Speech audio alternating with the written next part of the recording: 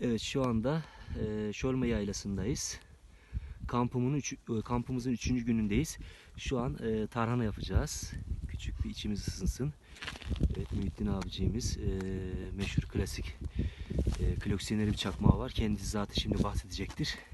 Evet Muhittin abi, Bu sendeyiz. 1938 Flamidor Fransa madeni, kampçı çakmağı diye geçer. Bunların ocak şeklinde kullanıp taranamızı pişireceğiz. Kampımızın Selim'de bahsettiği gibi 3. günü. Şimdi çakmağımızı yakıyorum. Evet, çok güzel Size duruyor. Selim kardeşim. Evet. Bu arada Girişini- benzinliydi değil mi Muhittin Evet, abi? benzinli çakmaktır. Evet. Çok nadir bir çakmaktır. İşte gördüğünüz gibi. Şimdi diyorsun ki abicim bu 15-20 dakika sonra suyu kaynatıp Aynen. Benzinli Ee, olduğu için de sönmeyecektir.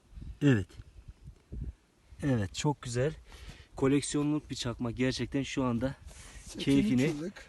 evet 83 yıllık bir çakmağın pişirdiği tarhanamızla beraber içimizi ısıtarak Muhittin abicimle güzel bir sohbet, şu eşlikte, şu güzel manzaranın eşliğinde, temiz oksijenli bir havada.